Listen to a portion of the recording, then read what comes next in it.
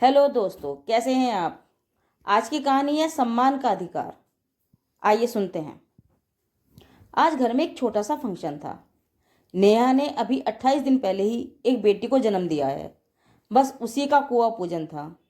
नेहा के पति Sameer business meeting के कारण बाहर गए हुए थे। इस कारण ज़्यादा बड़ा प्रोग्राम नहीं किया गया। बस कुछ खास रिश्तेदार को बुलाया गया था। नेहा अपने कमरे में अपनी 28 दिन की बेटी माही को दूध पिला रही थी कि उसकी छोटी बहन आरती ने उसके कमरे में प्रवेश किया। उसे देखते ही नेहा बोली, अरे आरती, इतनी जल्दी खाना खा भी लिया तूने? अभी तो गई थी बाहर। नहीं दीदी, अभी बाहर और मेहमान खाना खा रहे हैं, इसलिए मैं अंदर आ गई। उसकी बात सुनकर नेहा थोड़ी हैरान होते हुए बोली, अच्छा फिर पापा कहाँ हैं? पापा बाहर बरामदे में बैठे हुए हैं। अकेले? अचानक नेहा के इस संक्षिप्त सवाल से आरती झेप गई, पर बोली कुछ नहीं। नेहा को समझते देर नहीं लगी कि पापा इन बड़े लोगों के बीच में खुद को अकेला महसूस कर रहे हैं, या फिर शायद उन्हें जानबूझकर अकेला महसूस कराया जा रहा है। समीर और नेहा की लव मैरिज थी। समीर एक अमीर घर का बेटा था, वहीं नेहा एक मध्यम वर्गीय परिवार की बेटी। शादी होकर जब ससुराल आई तो ससुराल में सास तो थी नहीं, पर एक जेठानी थी जो अपनी पूरी मनमानी करती थी। अपने आगे तो वो नेहा को कुछ भी नहीं समझती थी। कारण सिर्फ इतना सा था कि वो एक अमीर घराने की बेटी थी। समीर अपने बड़े भाई रजत के साथ ही पारिवारिक बिजनेस संभालता था। रजत जहाँ शहर में रहकर बिजनेस संभालता था, वहीं समीर को अक्सर बिजनेस मीटिंग के लिए बाहर जाना पड़ता था। घर की बागडोर पूरी तरह से उसकी जेठानी सुप्रिया के हाथों में थी। नेहा के आने के बाद सुप्रिया अपने आप को किसी सास से कम नहीं समझती थी। खुद तो दिन भर आराम करती है और नेहा पर हुक्म चलाती थी। हालांकि घर में नौकर चाकर थे, पर सुप्रिया हमेशा नेहा पर टोका टाकी करती रहती थी। नेहा कभी समीर से कहती तो समीर उसे ही समझा देता, अरे भाभी ने कई सालों से घर खुद संभाल रखा है, उन्हें तुमसे बेहतर पता है कि घर को किस तरह संभाला जाता है, इसलिए इतना ज़्यादा ध्यान मत दिया करो। नेहा को भी समीर की बात सही लगती, इसलिए वो चुप रह जाती। पर सुपीरिया की एक खासियत थी कि जब उसके मायके से कोई भी आता तो उनकी मेहमान नवाजी में कोई कमी नहीं छोड़ती। लेकिन जब नेहा के परिवार से कोई आता तो उन्हें अनदेखा भी करती, और ये बात नेहा को धीरे धीरे अपने आप ही समझ में आ गई। खैर, उसने आरती से कहा, जा पापा को मेरे कमरे में बुला ला, कहना दीदी बुला रही हैं। उसकी बात मानकर आरती बाहर से अपने पापा रविंद्र जी को अंदर बुला ली। क्या हुआ बेटा? पापा ने चेहरे पर जबरदस्ती की मुस्कुराहट लाते हुए कहा, पर उनकी जबरदस्ती की मुस्कुराहट को देखकर नेहा को समझते देर नहीं लगी कि क्या हुआ होगा। जी तो चाह रहा था कि खुद ही उठकर रसोई में चली जाए और पापा के लिए खाना लगा कर ले आए, लेकिन 1.25 महीने से पहले रसोई में भी उसका प्रवेश वर्जित था, जबकि उसकी नॉर्मल डिलीवरी हुई थी। नेहा अपने पापा से बोली, पापा आप यहाँ कमरे में बैठ जाइए, मैं आपका खाना यहीं लगवा देती हूँ। अरे नहीं बेटा, क्यों परेशान हो रही हो? जब सब खाना खाना खा लेंगे तब मैं और आरती भी खाना खा लेंगे।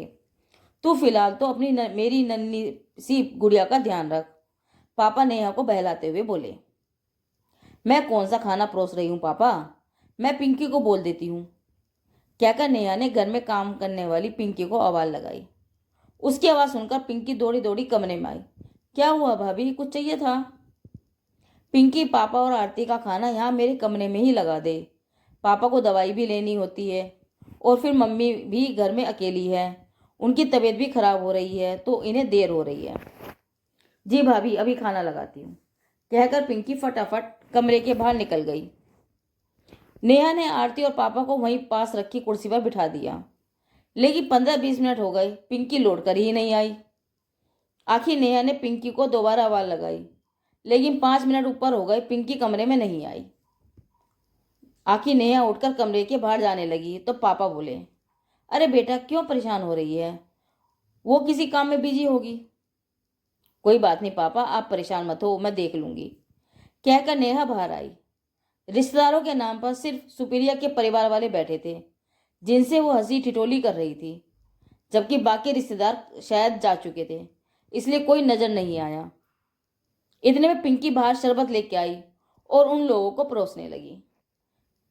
इतने में नेहा बोली, पिंकी पापा और आरती के लिए फटाफट से खाना लगा दे, उन्हें देर हो रही है। अचानक नेहा की आवाज़ सुनकर सबका ध्यान नेहा की तरफ गया तो सुप्रिया बोली, अरे नेहा, तुम बाहर क्यों निकल कर आई हो? पिंकी अभी खाना परोस तो रही थी। उसके पास सुनकर नेहा बोली, भाभी पापा को देर हो रही है, उन्हें घर भी जाना है। अरे ऐसा कौन सा बिजनेस है तुम्हारे पापा का जो वो नहीं जाएंगे तो नुकसान हो जाएगा? सुप्रिया की बड़ी बहन ने नेहा से ठिठोली करते हुए कहा। उसकी बात सुनकर वहां बैठे सब लोग हंस दिए, पर नेहा ने ना तो जवाब दिया और ना ही उनकी तरफ ध्यान दिया। उसने दोबारा पिंकी को कहा, पिंकी जल्दी से मेरे कमरे में खाना ले आओ, और पलटकर अपने कमरे में आ गई। कुछ ही देर में पिंकी फटाफट 2 थालियां लगाकर ले आई। पापा और आरती तो खाना खाने लगे, लेकिन नेहा का ध्यान थाली पर गया। उसमें पूड़ी, दाल चावल, गोभी की सूखी सब्जी और काजू कतली थे, जबकि आज घर में मटर पनीर, मिल्क केक, गुलाब जामुन भी बने थे। इतने पिंकी गर्मा गर्म पूरी परोसने आई तो नेहा ने इशारे से उसे अपने पास बुलाया और धीरे से उसके कान में कहा, मटर पनीर, मिल्क केक और गुलाब जामुन क्यों नहीं लेकर आई? सुनकर पिंकी चुप हो गई और चेहरा नीचे कर लिया।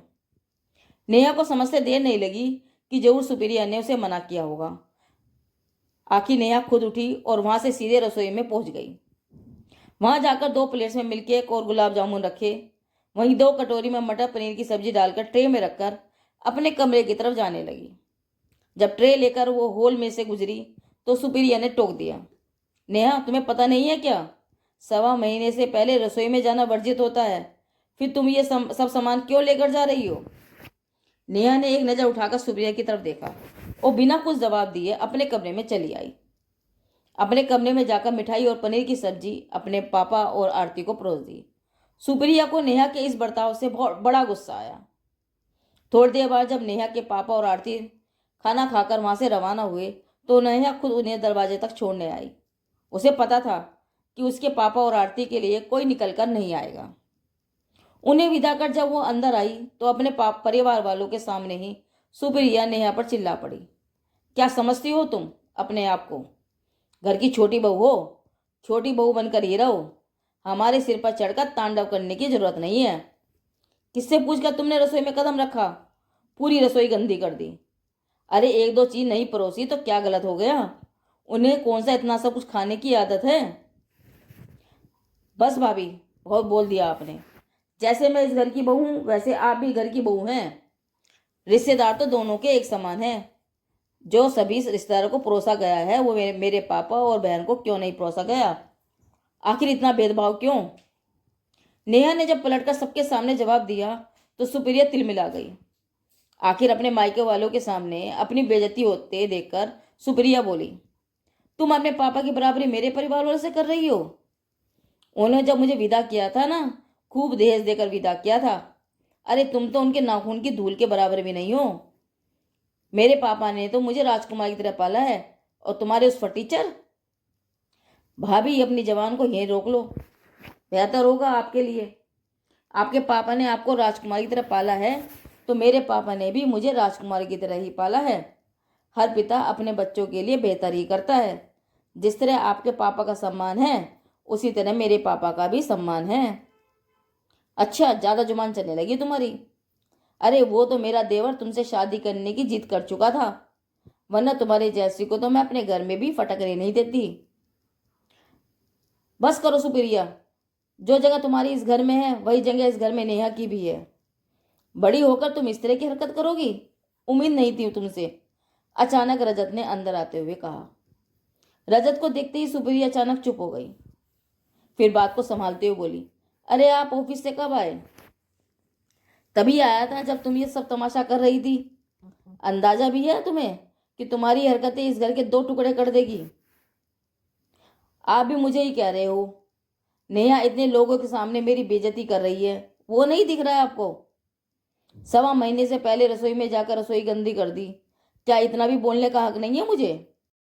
हक है, बिल्कुल बोलने का हक है, लेकिन जहाँ सही है वहाँ गलत बोलने का हक तो किसी को भी नहीं है। अगर तुम ही इसके पापा को सम्मान देती और सब कुछ संभालती तो इसे उठकर रसोई में आने की जरूरत नहीं थी। आज तुम इसके पापा के साथ ऐसा कर रही हो। भगवान न करे कल को तुम्हारी स्थिति ऐसी हो कि तुम्हें इसकी मदद की जरूरत पड़े, तब ये तुम्हारे पापा के साथ ऐसा व्यवहार करे तो तुम्हें कैसा लगेगा। हैरानी तो इस बात की है कि तुम्हारे मायके वाले यहीं खड़े हैं, लेकिन किसी ने भी इस बात का विरोध नहीं किया। सम्मान दोगी तो ही सम्मान मिलेगा, वरना आज जो कहानी इस घर में हुई है वो रोज होगी। अभी भी वक्त है, संभल जाओ। कहकर रजत अपने कमरे में चला गया और नेहा अपने कमरे में। सुप्रिया के मायके वाले भी धीरे धीरे वहां से निकल गए, पर सुप्रिया पर इसका कोई खास प्रभाव नहीं पड़ा।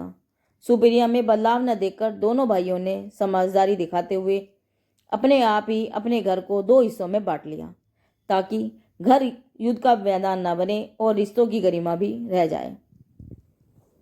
दोस्तों, अगर कहानी पसंद आई हो तो कहानी को लाइक करें और चैनल को सब्सक्राइब करें। धन्यवाद।